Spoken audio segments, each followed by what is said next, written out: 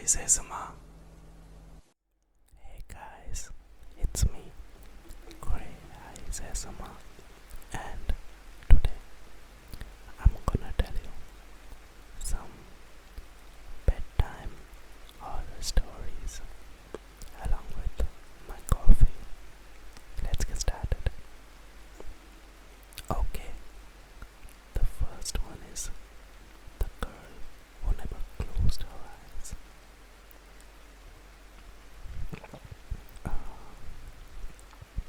There was a girl named Alia who lived in a quiet town, the kind of town where nothing ever really happened. But Alia was different. She hadn't blinked in 3 years. Her parents said it started one night after a thunderstorm. She was 12 then. She came down to breakfast pale, quiet, staring straight ahead. She saw something. Her mother whispered once, but she never told us what. At first, they thought it was medical, but every test said her eyes were fine. No dryness, no damage, no answers. She was just refused to close them. She still went to school, still walked the dog, still ate dinner, but she didn't blink. She didn't sleep. Not really. Her body would rest, go still for hours, but her eyes stayed open, watching. And here's the worst part. She always faced a corner, always the same corner of the room, every night for hours, staring into it.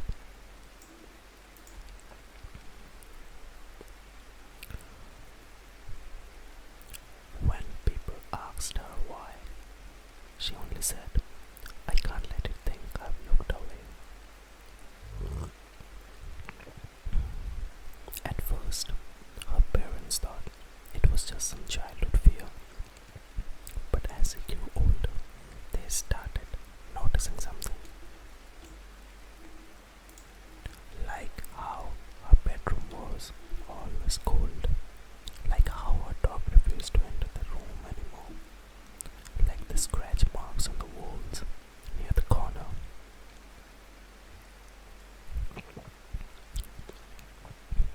And one morning, when her mother brought her breakfast, she found Elia crying silently, still staring into the corner, still unblinking. "Make it leave," she whispered. That night, her father painted over the corner, then covered it with a lapis strap, then moved her bed to the other side of the room. But when they looked up the next morning, the lapis strap was torn down. The paint peeled away, and Elia was right back where she was staring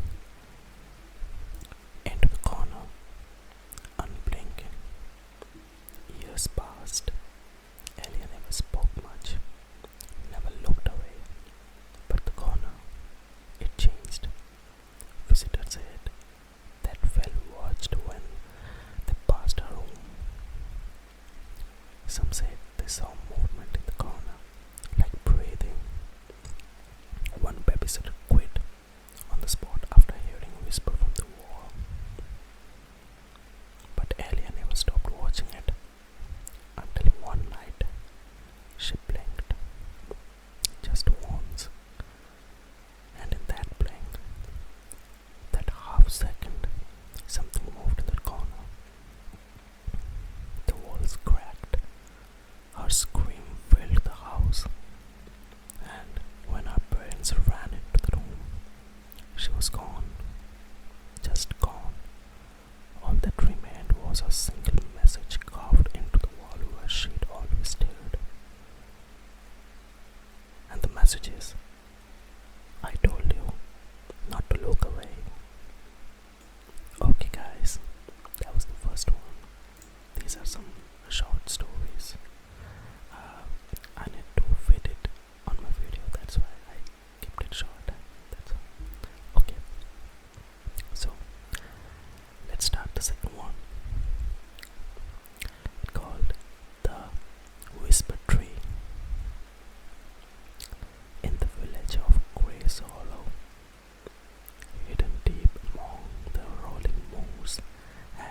ancient oaks, there stood a solitary tree, unlike other,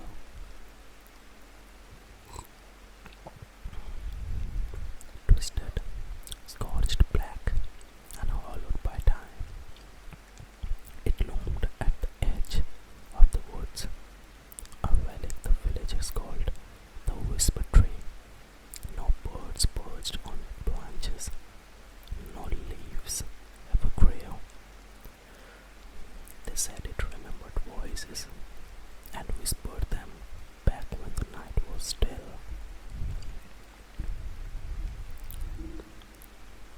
Chapter 1. The girl from the city. Ilara had only just moved to Grace Hollow to live with her aging grandmother. A city girl, clever and full of wonder, she found the countryside quiet, too quiet. The villagers kept to themselves. They spoke in hushed tones, and every time she mentioned the strange tree by the woods, their eyes darkened. Don't speak near it, her grandmother warned, and whatever you hear, don't answer it back. But Ilara was not the sort to follow rules without reason. Chapter 2. The Murmuring Fog. It happened on a fog-heavy evening, the kind where even lanterns struggle to glow. Ilara wandered a little too far from the path. The mist swirled low, curling around her ankles. That's when she heard it. Ilara. The voice was neither male or female, more like a shy god in the branches. She turned. Nothing. There's nothing. Just the tree, but carved deep into its bark, glowing faintly in the fog, was her name.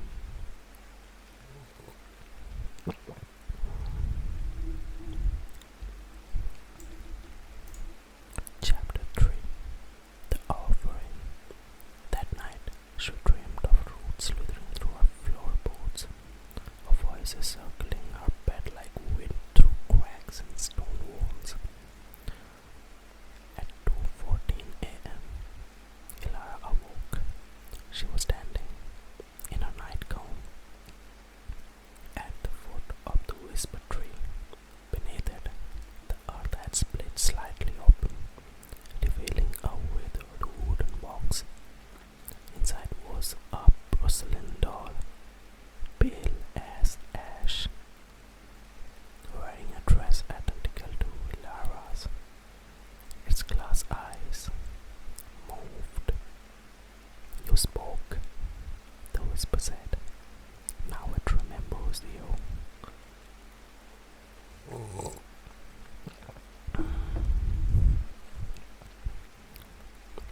Chapter 4. The Vanishing. The next morning, the village was silent. No one had seen her Lara. Her bed was nearly made, but by her window sat the doll, smiling, unmoving, and on the whisper tree, her name had been etched deeper, as if by the tree itself. Since then, they say if you pass the tree in Grass Hollow under moonlight, you may hear it whisper. Sometimes it giggles like a child, sometimes it says your name, and if you respond, you will join others beneath the roots, forever remembered. Okay, guys,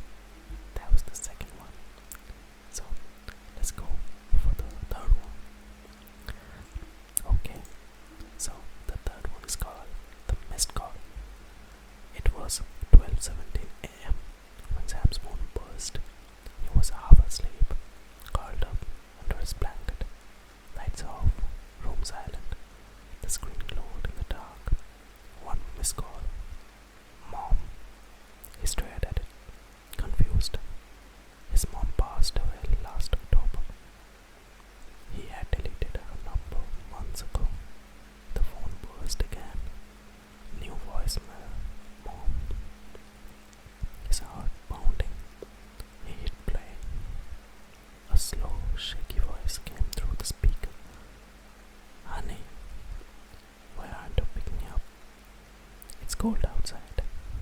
I've been waiting. Please open the door. Sam sat up, his blanket falling off his shoulders. Open the door. He lived alone. His apartment was on the third floor. He tiptoed to the peephole. Nothing, just the empty hallway. He checked the locks, all in place. He even looked out at the window, just darkness and flickering street light. He sat back down, trying to calm his breath. Then his phone buzzed again. A voicemail from Mom. This one's different. You always forget